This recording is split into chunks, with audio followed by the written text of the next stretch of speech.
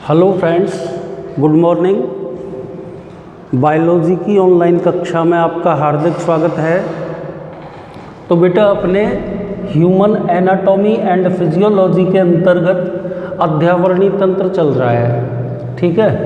पिछले वीडियो में आपको मैं इसका डायग्राम अधिचर्म का बना के बता चुका हूँ, ठीक है।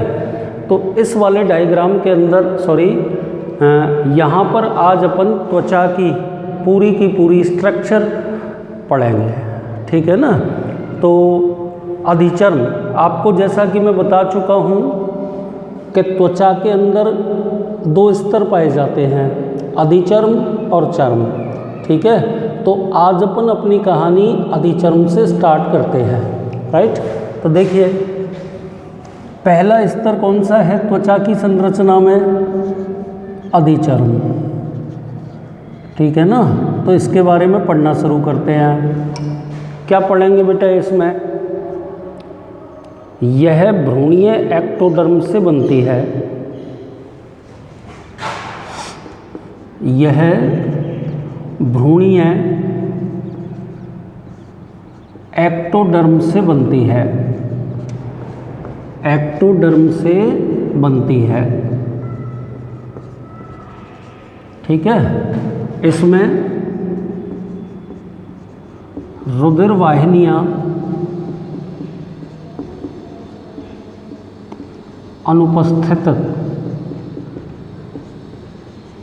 रुधिर वाहिनियां अनुपस्थित होती हैं। तो ये तो पहला पॉइंट हो गया बेटा, ठीक है। दूसरे पॉइंट पर आइए। शरीर के अलग अलग भागों में, शरीर के अलग अलग भागों में इसकी मोटाई अलग अलग होती है। शरीर के अलग अलग भागों में इसकी मोटाई अलग अलग होती है, ठीक है ना। यह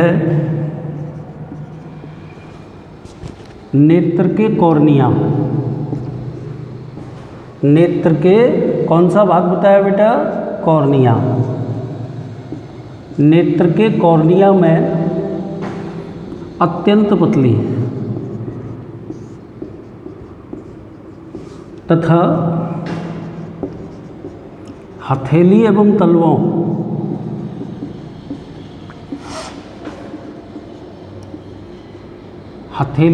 तलवों पर सर्वाधिक मोटी। तो ये बेटा मैंने इसकी मोटाई के बारे में बता दिया। मैंने क्या बोला बेटा? शरीर के अलग अलग भागों में इसकी मोटाई अलग अलग होती है। यह नेत्र के कॉर्निया में अत्यंत पतली तथा हथेली एवं तलवों पर सर्वाधिक मोटी होती है। क्लियर है? अब आइए तीसरे और अंतिम पॉइंट पर। अधिचर्म बहुस्तरीय होती है। बहुस्तरीय होती है, यानी कि इसमें 5 प्रकार के स्तर पाए जाते हैं, ठीक है। तो अब अपन को उन्हीं स्तरों के बारे में क्रम से पढ़ना है, ठीक है। एक बार मैं दोबारा से कह देता हूँ, मैंने बोर्ड पे जो लिखा है देख लीजिए। अधिचर्म यह भ्रूणीय एक्टोडर्म से बनती है। इसमें रुधिर वाहिनियां अनुपस्थित होती हैं। शरीर के अलग अलग भागों पर इसकी मोटाई अलग अलग होती है। नेत्र के कॉर्निया में यह अत्यंत पतली तथा हथेली और तलवों पर यह सर्वाधिक मोटी होती है। और आपको बता चुका हूँ बेटा कि अधिचर्म बहुस्तरीय होती है। क्लियर है? अब अपन अधिचर्म में पाए जाने वाले स्तरों के बारे में पढ़ेंगे, जिनके नाम आपको मैं बता चुका हूँ। अंकुरण या मेलपीगी स्तर पहला, इंग्लिश में इसको बोलते हैं स्ट्रेटम जर्निवेटम। नंबर 2 पे शूल स्तर, स्ट्रेटम स्पाइनोसम। नंबर 3 पे स्ट्रेटम ग्रैन्युलोसम या कणी स्तर। नंबर 4 पे स्ट्रेटम लूसिडियम या स्वच्छ स्तर। और नंबर 5 पे किरण स्तर या स्ट्रेटम कॉर्नियम। तो सबसे पहले तो अपन को अधिचर्म के इन 5 स्तरों के बारे में पढ़ना है। उसके बाद अपन बेटा चर्म अथवा डर्मिस के बारे में पढ़ेंगे। तो अपन स्टार्ट करते हैं अधिचर्म के पहले स्तर को। क्या नाम बोला बेटा मैंने? स्ट्रेटम जर्निवेटम। ये तो अंग्रेजी नाम हो गया। इसी को अपन क्या बोलेंगे? मेलपीगी स्तर। या इसी का तीसरा नाम क्या बोलेंगे बेटा अपन? अंकुरण स्तर। ये तीनों नाम बेटा इसी के हैं, ठीक है ना। तो इसके बारे में अपन पढ़ना शुरू करते हैं, ठीक है। यह अधिचर्म का सबसे भीतरी स्तर है। यह अधिचर्म का सबसे भीतरी स्तर है, ठीक है बेटा। जो जीवित स्तंभाकार कोशिकाओं से बना होता है। कोशिकाओं की इकहरी परत से बना होता है, ठीक है बेटा। तो आपने सबसे पहले ये लिख दिया कि यह अधिचर्म का सबसे भीतरी स्तर है जो जीवित स्तंभाकार कोशिकाओं का बना होता है। इस स्तर की कोशिकाएं डर्मिस में उपस्थित, आगे चलिए, इस स्तर की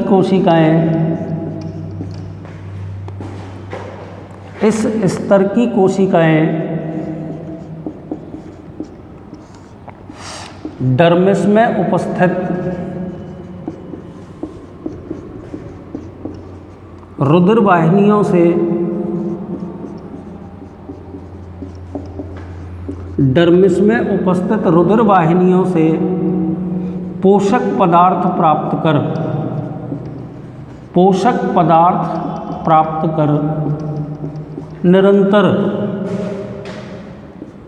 निरंतर विभाजित होती रहती हैं, ठीक है बेटा। निरंतर विभाजित होती रहती हैं, ठीक है ना। एवं नई परतें बनकर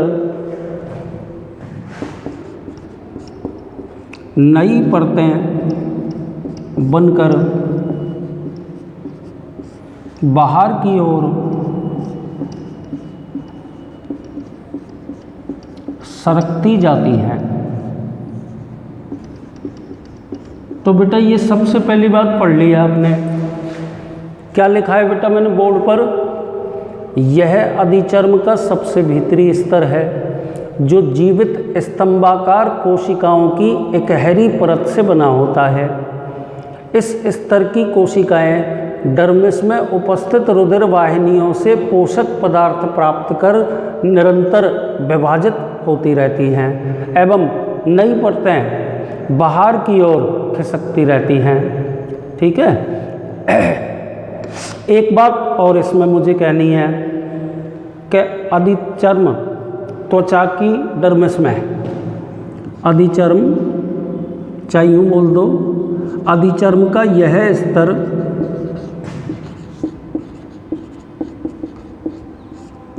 त्वचा की डर्मिस में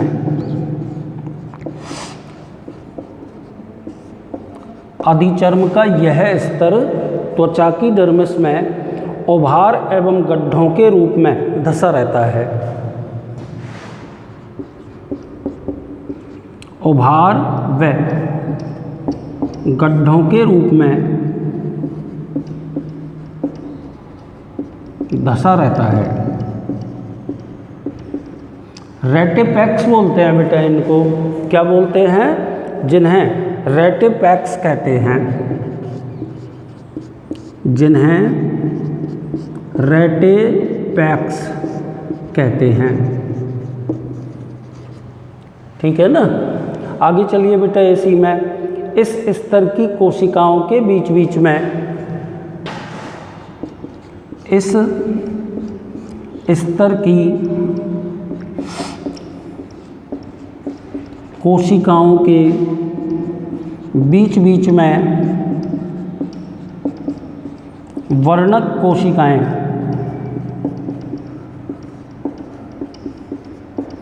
वर्णक कोशिकाएं पाई जाती हैं।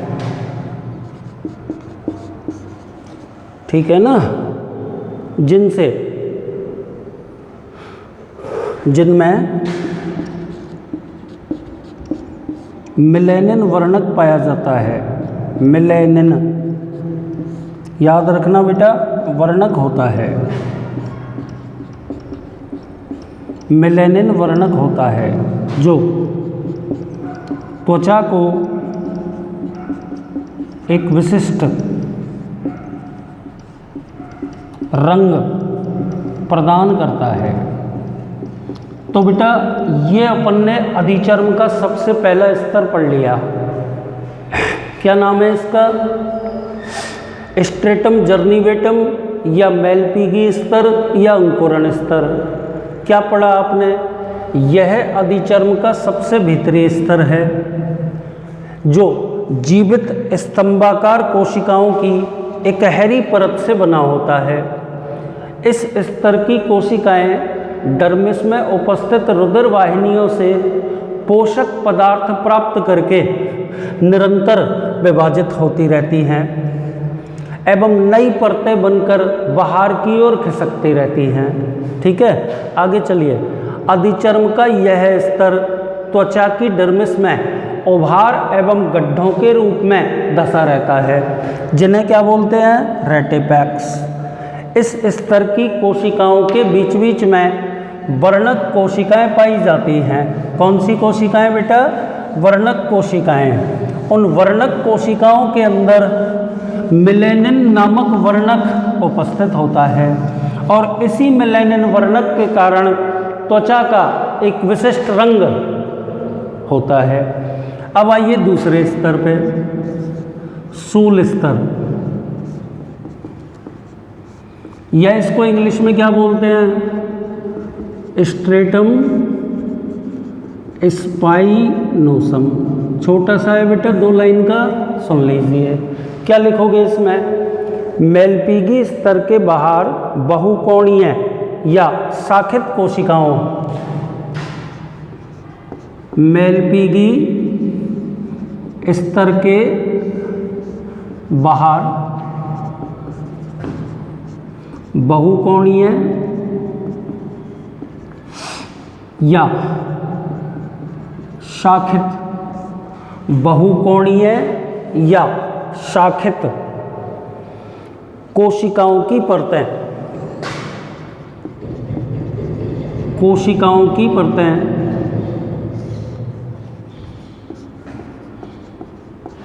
शूल स्तर बनाती हैं।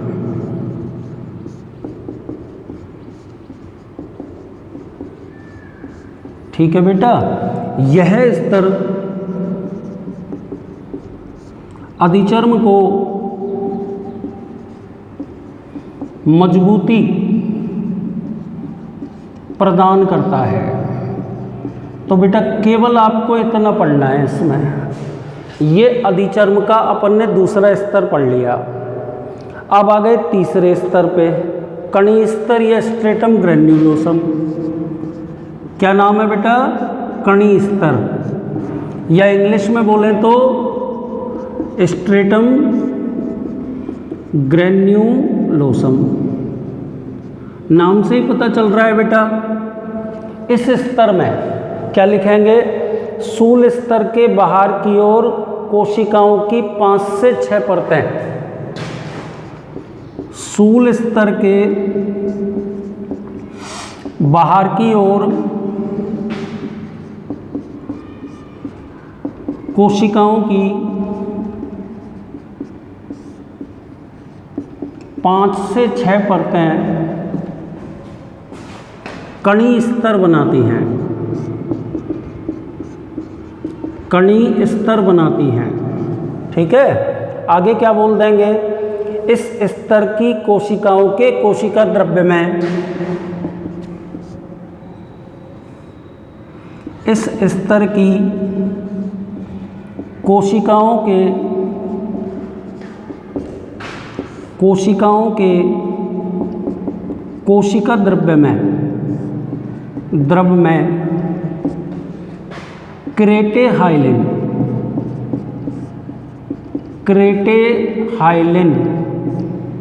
प्रोटीन के कण, क्रेटेहाइलिन प्रोटीन के कण उपस्थित रहते हैं। तो बेटा ये अपना स्तर नंबर 3 हो गया। अब 4 पे आ जाइए, स्वच्छ स्तर।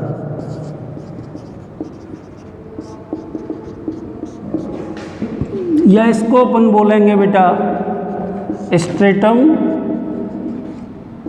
लूसिडियम। ठीक है, इसमें क्या पढ़ने वाले हैं, कणी स्तर के बाहर की ओर 3 से 4 परतें, कणी स्तर के बाहर की ओर 3 से 4 परतें चपटी कोशिकाओं की स्वच्छ स्तर बनाती हैं,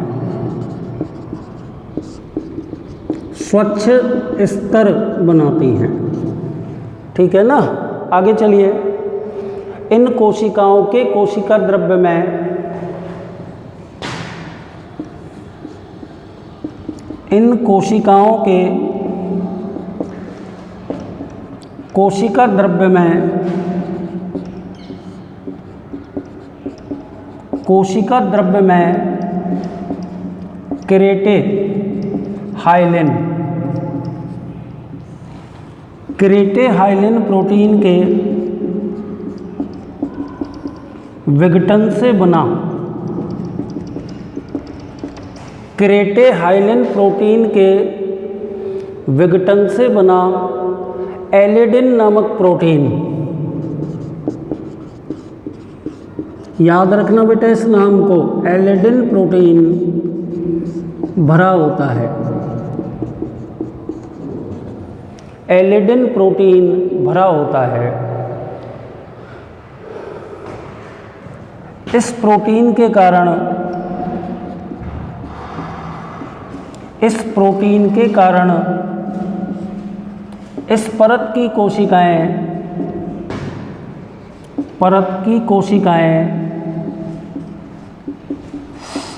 पारदर्शी हो जाती हैं, पारदर्शी हो जाती हैं।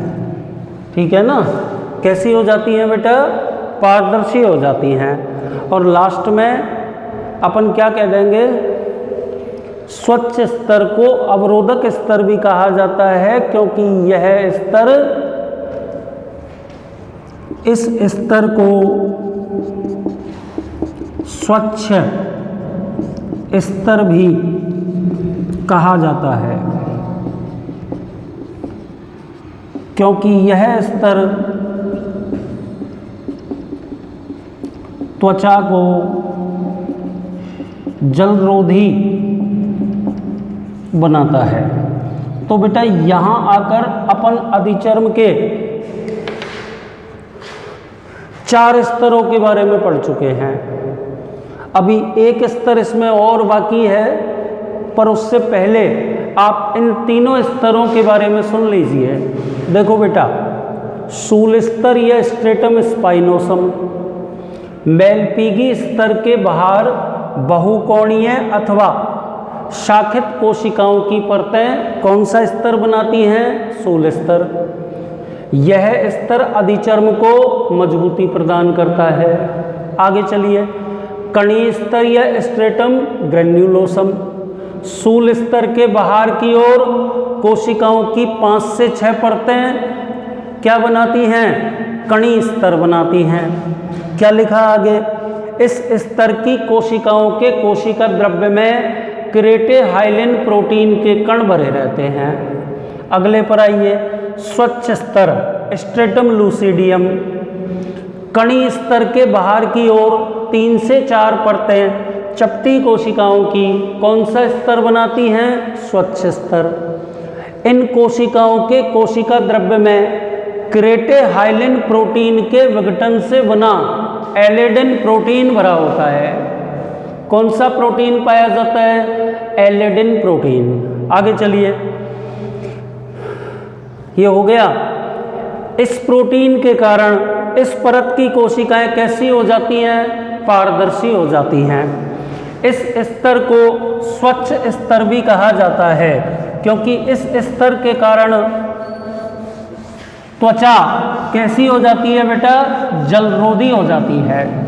ठीक है, अब अपन आ गए अधिचर्म के सबसे अंतिम यानी कि 5वें स्तर पे। 5वां स्तर क्या नाम है उसका, किरण स्तर, या क्या बोलेंगे उसको, स्ट्रेटम कॉर्नियम। ठीक है बेटा, ये अधिचर्म का 5वां स्तर है। ठीक है, इसमें अपन को क्या पढ़ना है, यह अधिचर्म का सबसे बाहरी, अधिचर्म का सबसे बाहरी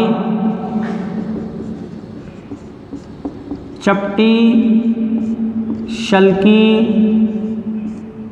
व मृत कोशिकाओं से बना, मृत कोशिकाओं से बना स्तर है।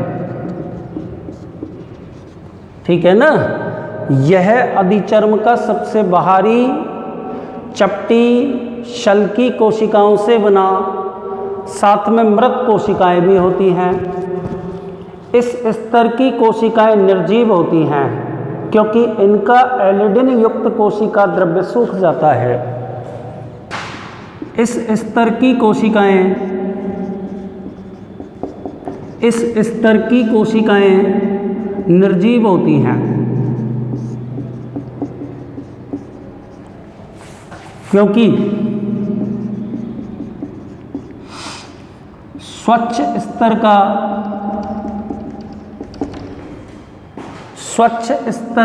एलिडिन प्रोटीन, स्वच्छ स्तर का एलिडिन युक्त कोशिका द्रव्य, ऐसे बोल दो,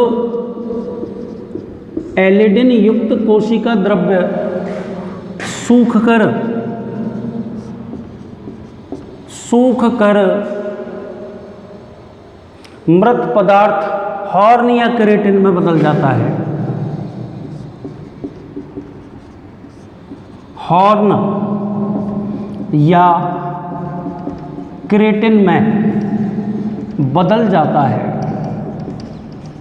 ठीक है बेटा, तो आपने अभी तक क्या पढ़ा कि यह अधिचर्म का सबसे बाहरी चपटी, शल्की एवं मृत कोशिकाओं से बना स्तर है।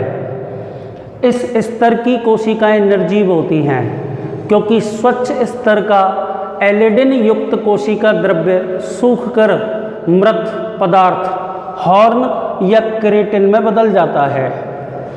अधिचर्म का यह स्तर 8 से 10 परत मोटा, अधिचर्म का यह स्तर 8 से 10 परत मोटा, कोष्टक में लिख देते हैं बेटा सर्वाधिक मोटा, सर्वाधिक मोटा होता है। अधिचर्म का यह स्तर 8 से 10 परत मोटा होता है। इस स्तर की ऊपरी परत की कोशिकाएं, इस स्तर के ऊपरी परत की कोशिकाएं, ऊपरी परत की कोशिकाएं निरंतर पृथक होती रहती हैं, निरंतर पृथक होती रहती हैं। अब यहीं पर अपन को एक क्रिया पढ़नी पड़ेगी, श्रृंगी भवन, इसी से रिलेटेड है बेटा, इसलिए इसको यहीं पर लिख लेते हैं। इसी को अंग्रेजी में क्या बोलते हैं? क्रेटिनाइजेशन। श्रृंगी भवन को अंग्रेजी में कहते हैं क्रेटिनाइजेशन। क्या पढ़ेंगे? अधिचर्म की बाहरी परत की कोशिकाओं में, अधिचर्म के बाहरी परत की कोशिकाओं में, बाहरी परत की कोशिकाओं में निर्जीव केराटिन बनने की क्रिया, बनने की क्रिया श्रृंगी भवन कहलाती है। श्रृंगी भवन कहलाती है। ठीक है। मानव में इस क्रिया द्वारा सुरक्षा हेतु, मानव में इस क्रिया द्वारा सुरक्षा हेतु बाल, नाखून आदि निर्मित होते हैं। तो बेटा यहाँ आकर के अपनी त्वचा का एक भाग पूरा का पूरा खत्म हो गया, अधिचर्म। अब इसके बाद में अपन चर्म अथवा डर्मिस के बारे में पढ़ेंगे। ठीक है। तो एक बार सुन लीजिए। देखो, अधिचर्म का सबसे अंतिम स्तर कौन सा है बेटा? किर्ण स्तर, स्ट्रेटम कॉर्नियम। अधिचर्म का सबसे भीतरी चपटी, शल्की एवं मृत कोशिकाओं से बना स्तर है। इस स्तर की कोशिकाएं निर्जीव होती हैं, क्योंकि इन कोशिकाओं में स्वच्छ स्तर का एलिडिन युक्त कोशिका द्रव्य सूखकर निर्जीव हॉर्न अथवा केराटिन बनाता है। अधिचर्म का यह स्तर 8 से 10 परत मोटा होता है, सर्वाधिक मोटा। इस स्तर के ऊपरी परत की कोशिकाएं निरंतर त्वचा से पृथक होती रहती हैं। आगे चलिए। श्रृंगी भवन या केराटिनाइजेशन, अधिचर्म के बाहरी परत की कोशिकाओं की निर्जीव केराटिन, बाहरी परत की कोशिकाओं में निर्जीव केराटिन बनने की क्रिया श्रृंगी भवन कहलाती है। मानव में इस क्रिया द्वारा सुरक्षा हेतु विभिन्न अंग, विभिन्न संरचनाएं जैसे बाल, नाखून आदि निर्मित होते हैं। अब आ गए बेटा त्वचा के दूसरे पार्ट पे। ठीक है ना। त्वचा का दूसरा भाग कौन सा है? चर्म या डर्मिस। इसके बारे में पढ़ेंगे। ठीक है। क्या पढ़ेंगे? यह भ्रूणीय मेसोडर्म से निर्मित, यह भ्रूणीय मेसोडर्म से निर्मित त्वचा का भीतरी भाग है। ठीक है ना। यह भ्रूणीय मेसोडर्म से निर्मित त्वचा का भीतरी भाग है, जो लोचदार, मजबूत, लोचदार, मजबूत व अधिचर्म से 2 से 3 गुना मोटा होता है। सबसे पहली बात तो अपन ने ये बोल दी, 15 मिनट। मेसोडर्मल होता है लोचदार, मजबूत और अधिचर्म से 2 से 3 गुना मोटा होता है। ठीक है ना। आगे चलिए इसी में बेटा। डर्मिस का अधिकांश भाग, डर्मिस का अधिकांश भाग तंतुमय संयोजी ऊतक से बना होता है। किससे बना होता है? तंतुमय संयोजी ऊतक से बना होता है। ठीक है ना। और इसमें बेटा देखो श्वेत कोलेजन तंतु, पीत एलास्टिन तंतु, उसके अलावा रुधिर केशिकाएँ, रुधिर वाहिनियाँ, और बेटा उसके अलावा विभिन्न प्रकार की त्वक ग्रंथियाँ, त्वक संवेदांग, है ना। और बेटा संयोजी ऊतक है, इसके अंदर ये सब चीज़ें तो हो ही गई। इन सब के अलावा बेटा रोम से संबंधित रोम पुटिकाएँ पाई जाती हैं। अब अपन सीधे आते हैं बेटा डर्मिस के विभिन्न स्तरों पे। तो बेटा डर्मिस में कौन कौन से स्तर पाए जाते हैं उनके बारे में पढ़ेंगे। तो देखिए, सबसे पहला डर्मिस का स्तर अपन पढ़ेंगे पैपिलरी स्तर। डर्मिस का पहला स्तर कौन सा पढ़ेंगे? पैपिलरी स्तर। यह डर्मिस का पतला बाह्य स्तर है।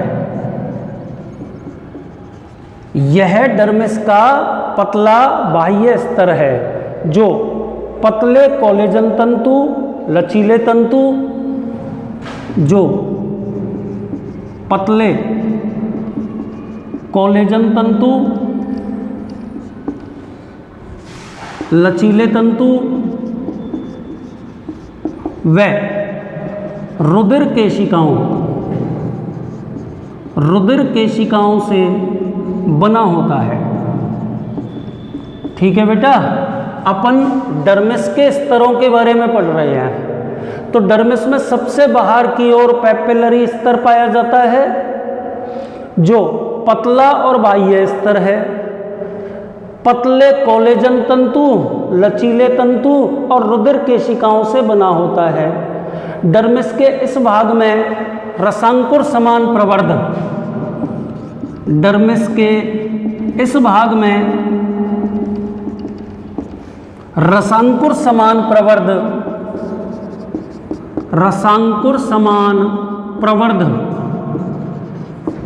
क्या नाम है बेटा उनका? पैपिला पाए जाते हैं। पैपिला पाए जाते हैं, रसांकुर समान प्रवर्ध पैपिला पाए जाते हैं। अतः इस स्तर को पैपिलरी स्तर कहते हैं। इसी कारण इस स्तर को पैपिलरी स्तर कहते हैं। ठीक है ना, पैपिलरी स्तर कहते हैं। एक और बात इसमें अपन कह देंगे कि ये पैपिला अधिचर्म में धसे रहते हैं। हो गया बेटा, तो ये तो पहला स्तर हो गया। अब दूसरे स्तर पे आ जाइए, जालिका स्तर या रेटिकुलर स्तर। जालिका स्तर या रेटिकुलर स्तर। ठीक है, अब इसके बारे में पढ़ेंगे। क्या लिखेंगे? डर्मिस का यह स्तर अपेक्षाकृत मोटा होता है। पहली बात, डर्मिस का यह स्तर अपेक्षाकृत मोटा होता है, जिसमें मोटे एवं दूर दूर फैले हुए, जिसमें मोटे व दूर दूर फैले हुए तंतु पाए जाते हैं। मोटे एवं दूर दूर फैले हुए तंतु पाए जाते हैं। डर्मिस के इस भाग में त्वक ग्रंथियां,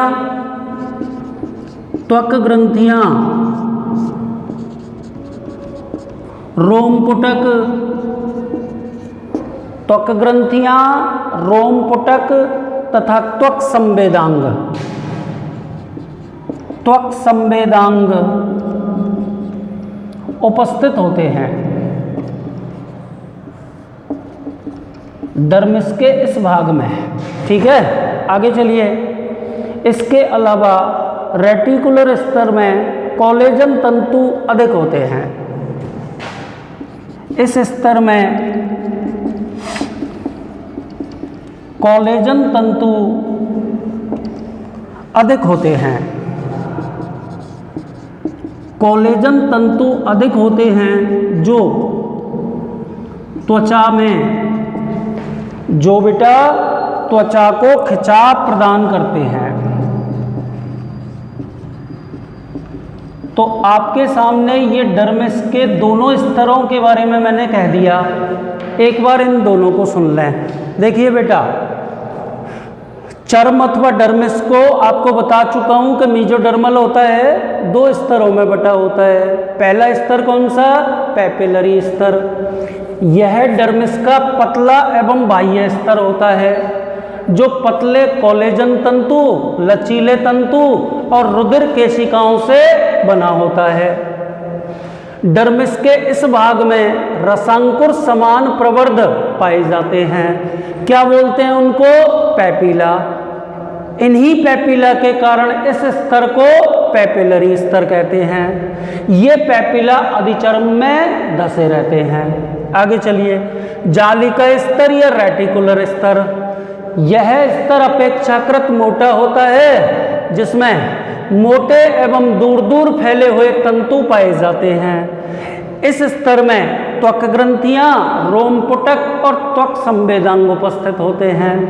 इस स्तर में कोलेजन तंतु अत्यधिक मात्रा में पाए जाते हैं और कोलेजन तंतुओं की अधिकता ही त्वचा में खिंचाव उत्पन्न करती है। ठीक है, अब तीसरा और अंतिम भाग देख लीजिए, अधोचर्म। अधोचर्म, इसको इंग्लिश में बोले तो हाइपोडर्मिस। ठीक है, तो देखिए बेटा, डर्मिस के ठीक नीचे, डर्मिस के ठीक नीचे यह आंतरिक स्तर है। डर्मिस के ठीक नीचे यह आंतरिक स्तर है, जो 2 भागों में बटा होता है। 2 भागों में बटा होता है। तो अब इसके भी दोनों भाग अपन पढ़ लेते हैं। पहला भाग स्ट्रेटम एडिपोसम। स्ट्रेटम एडिपोसम पहला भाग हो गया। क्या लिखेंगे इसमें अपन? वसीय ऊतक से बना होता है।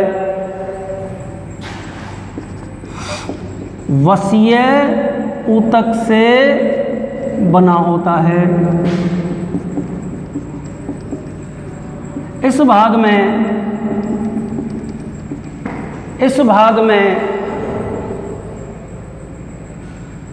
अतिरिक्त भोजन का संचय, अतिरिक्त भोजन का संग्रह ट्राइग्लिसराइड्स के रूप में होता है। ट्राइग्लिसराइड के रूप में होता है। ठीक है, एक और लास्ट सेंटेंस इसमें बोल देंगे, यह स्तर ऊष्मारोधी परत के रूप में कार्य करता है। और इसी में बेटा दूसरा स्तर कौन सा है? अधोचर्म में ही स्ट्रेटम कार्नोसम। स्ट्रेटम कार्नोसम अंतिम स्तर बेटा क्या बोलेंगे इसमें? आंतरिक संयोजी ऊतक से बना, आंतरिक संयोजी ऊतक से बना स्तर है, जो त्वचा को शेष शरीर से जोड़ने का कार्य करता है। तो बेटा यहां आकर के आपकी त्वचा की पूरी संरचना खत्म हो गई बेटा। त्वचा की संरचना में सबसे पहले तो आपको एपिडर्मिस के 5 स्तरों के बारे में पढ़ना पड़ेगा। उसके बाद आपको डर्मिस के 2 स्तर कौन कौन से बताए, एक तो पैपिलरी स्तर और दूसरा जालिका या रेटिकुलर स्तर। और उसके बाद में अधोचर्म, अधोचर्म के अंदर भी आपने 2 स्तर पढ़े, एक तो पढ़ा बेटा स्ट्रेटम एडिपोसम और दूसरा स्ट्रेटम कार्नोसम। एडिपोसम में क्या लिखा, यह वसीय ऊतक से बना होता है। इस भाग में अतिरिक्त भोजन का संग्रह ट्राइग्लिसराइड के रूप में होता है। यह परत ऊष्मारोधी परत के रूप में काम करता है। और लास्ट वाला स्ट्रेटम कार्नोसम, इसमें क्या पड़ा, आंतरिक संयोजी ऊतक से बना स्तर है जो त्वचा को शरीर के अन्य भाग से जोड़ता है। यहाँ आके आपके त्वचा की संरचना पूरी तरह से खत्म हो जाती है। ठीक है बेटा, आज के लिए इतना ही, धन्यवाद।